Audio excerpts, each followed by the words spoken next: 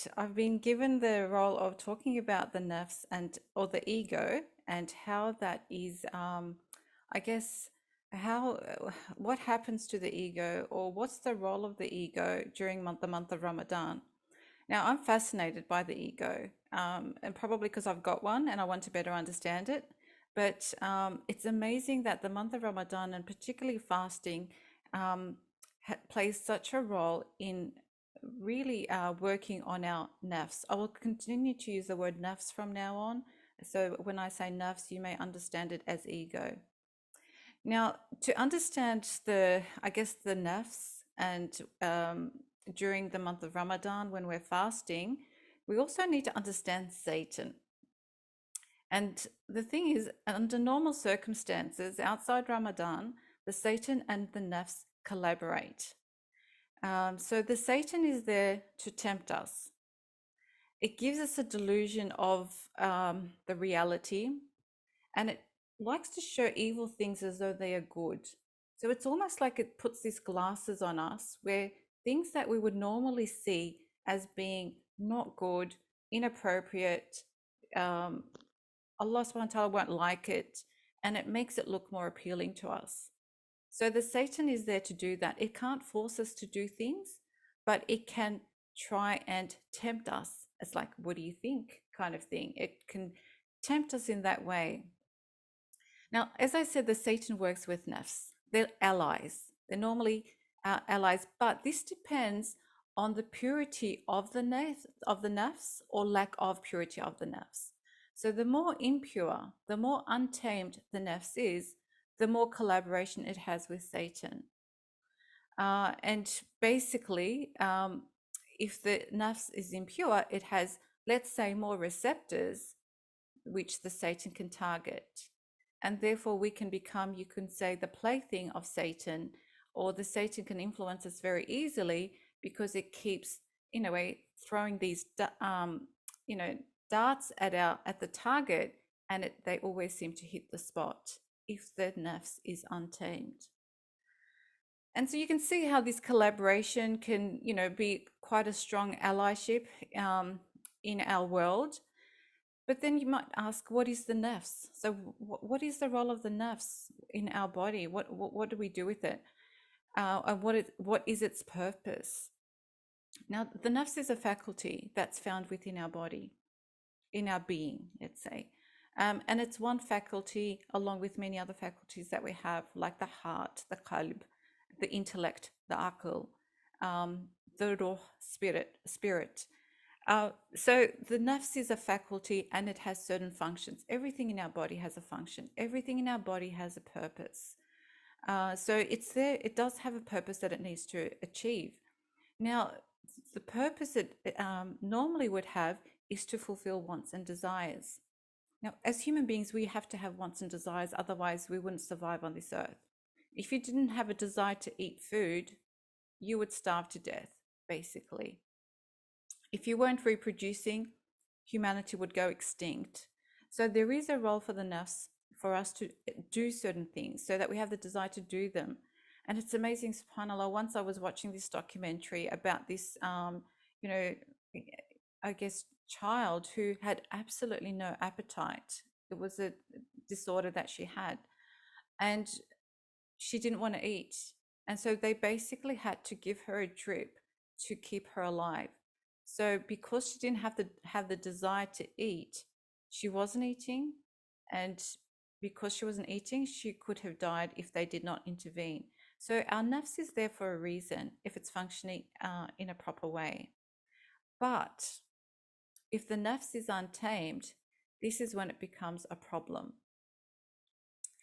And there are three qualities of an untamed nafs. So this is the nafs when it's untamed, it's not purified. There are three qualities, and these are problematic. The untamed nafs has unlimited desires and wants. You know how I said, as the nafs wants to eat. If you have an untamed nafs, it wants to eat anything and everything and whatever, no restrictions whatsoever. But it's not just about eating, it's all desires that you can imagine the nafs, an untamed nafs, wants to fulfill. That's what it wants to do. That's the first one. The second one, the untamed nafs wants immediate gratitude. It's like now, I want it now. And you can see how kind of like impulsive buying is appealing to this part of us. So if we've got an untamed nafs, we don't want to wait till tomorrow to get something. We want it now. We don't want to wait for the afterlife. We want it now. So it's a very impulsive part of the nafs, of that. It's that quality of the untamed nafs. So that's the second one. The third one is that the untamed nafs gives a person a deluded sense of grandiosity. It thinks it can survive on its own. It thinks it's it. It doesn't need anything else. It doesn't need anyone else. It thinks it is the center of the universe. It thinks the sun evolves around it. And all this, in a religious perspective, it does not want to worship Allah subhanahu wa ta'ala because it does not recognize Allah. And obviously, there are levels to this because there would be a level of the nafs where it doesn't recognize Allah. Then there's a level of it where it recognizes Allah, but it still struggles to submit to Allah. Okay, so the three that we mentioned, unlimited desires and wants immediate gratitude, and it has a deluded sense of grandiosity and therefore does not want to worship Allah. Now, when I think about the nafs, I think of the analogy of a horse. So just visualize it with me. I do believe it's like a horse, and I do believe some previous scholars have referred to it as a horse. Now, a horse can be a wild horse or it can be a tamed horse. Okay. So you can't get rid of the nafs. So think of it like you've got this horse you're stuck with, or you benefit from, you can benefit from. But it can be a wild horse or a tamed horse. Now, there's a very different experience between having a wild horse and a tamed horse. If it's wild, it basically takes you where it wants to go. You have no control over it. It determines where you go. Whereas if it's tamed, you're in control of the horse. It can be an amazing vehicle, the horse, in getting you to places that you probably could not go otherwise.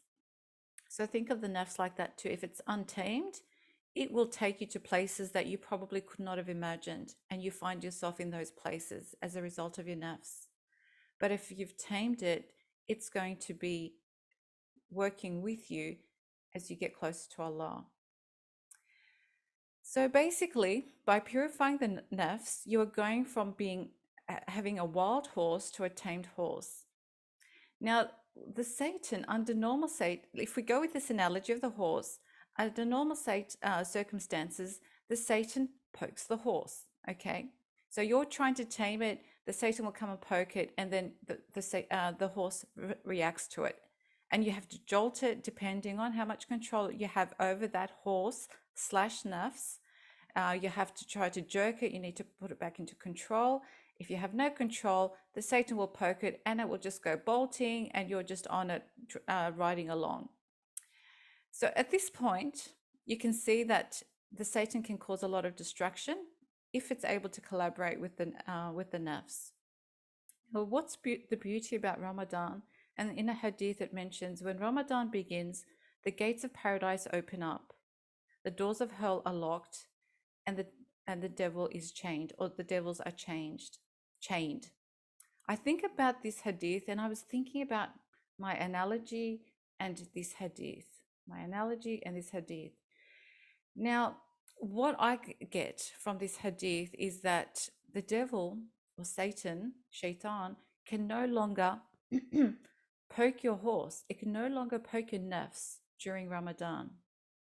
So it can't bolt off the way it would outside Ramadan. This is a great advantage point to start with during this holy month that you want to utilize.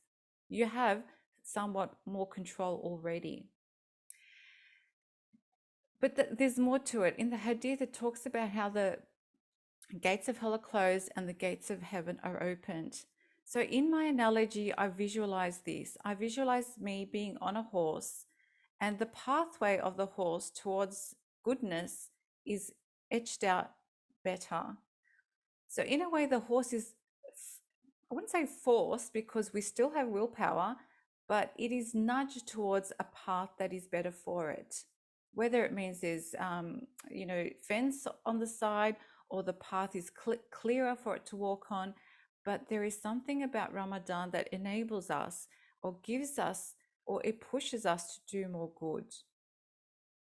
And without Satan poking our nafs to go another direction, we are more in control. But there's always a but. We still have a nafs at the end of the day. Satan's not there, but we have a nafs, and we need to still deal with it during the month of Ramadan. So we still need to use our willpower. We still need to tame our nafs. Those provocatives around us may be dampened or dimmed. The noise that comes with, I guess, the Satan poking us has lowered, but we still have to do our bit. And just remember, there were three things that I said that were the three qualities of an untamed nafs. One of them is unlimited desires and wants. The second one is immediate gratitude. And the third is that thinking that it is grand, that sense of grandiosity, and that it doesn't need Allah subhanahu wa ta'ala. What's beautiful is that fasting is addressing all three of those qualities of the untamed nafs. The first one, unlimited desires and wants. Fasting is all about strengthening willpower. It's all about teaching you self-control. So it's really a way to put your nafs at, halt it or to put it under control. Normally where you wouldn't have, control over your nafs and you can eat this and you can eat that, that doesn't happen during Ramadan. It's amazing. Those of you who've tried dieting, brackets guilty, you say, okay, I'm not going to eat this until I'm not going to eat until 5 p.m. Then it's 1 p.m. You think, oh, you know what? I'll just have a little bit of this. And you go and eat it. There it goes. But during fasting, you don't even think about eating until it's time, until Allah gives you the command that now you can start eating. You don't even think about it. And what that, I guess the take home message for me from that is that we can do it. We actually can do it. So I feel that Ramadan is really builds our self-confidence in our self-control. It's basically saying if you can do it in Ramadan, you can do it other times as well. So it really helps in that sense. The second one I said is that the untamed nafs wants immediate gratitude. Fasting teaches us patience. It teaches us gratitude. It teaches us to be thankful for the blessings that we have. Things that we would take for granted, like water and bread, all of a sudden taste so different. I'm sure you all remember and you will experience again, inshallah, that first gulp of water after you've been fasting all day. It tastes so different. It's a blessing. You realize what a blessing it is, and you are more grateful for it. So fasting helps us to be more grateful, but it also teaches us a lot of patience.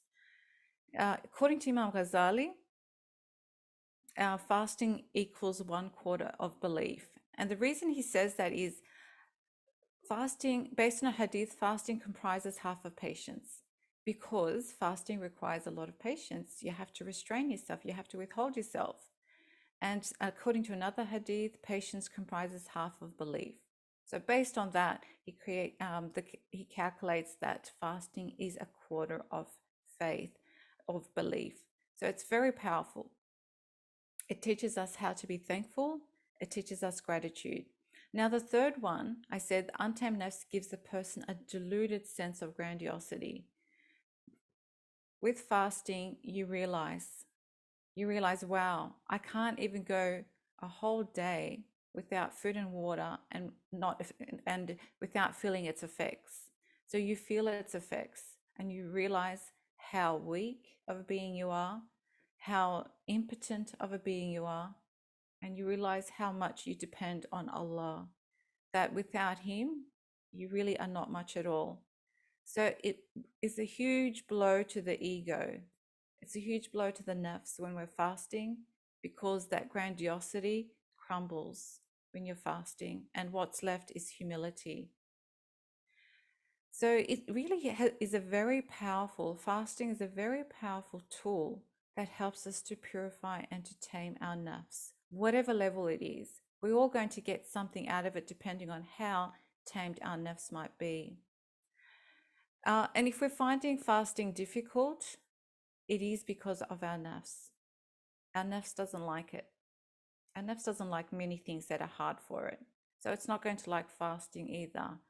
But our ruh, our spirit, loves fasting because it gets a chance to breathe. It's almost like the windows of a suffocated room are opened and the lights are coming in.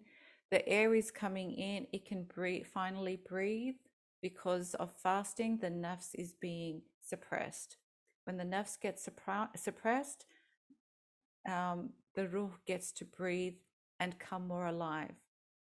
And it's the ruh, the spirit, that is connecting with Allah subhanahu wa ta'ala.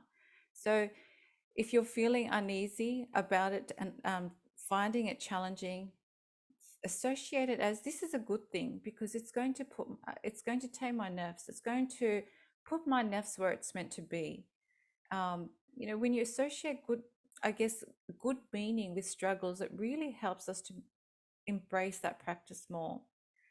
So I wanted to finally finish with a hadith, which always blows me away when I think about it. And it's about, again, fasting. Allah subhanahu wa ta'ala says to the instinctual soul, to the nafs, what am I and what are you? The nafs replies, I am myself and you are yourself. So you see attitude there, I am me and you are you. It's a bit like who are you kind of thing. It has that attitude of grandiosity, I don't need you kind of attitude. So Allah subhanahu wa ta'ala punishes it and casts it in hell. Then asks it again, who am I and who are you? What am I and who are you? And the nafs again says, I am myself and you are yourself. So it's still got the attitude. Attitude is oozing out. And however Allah subhanahu wa ta'ala punished the nafs, it gives the same response. But then Allah subhanahu wa ta'ala punishes it with hunger and then asks, who am I and who are you? And the soul, the nafs, replies, you are my compassionate sustainer and I am your impotent slave.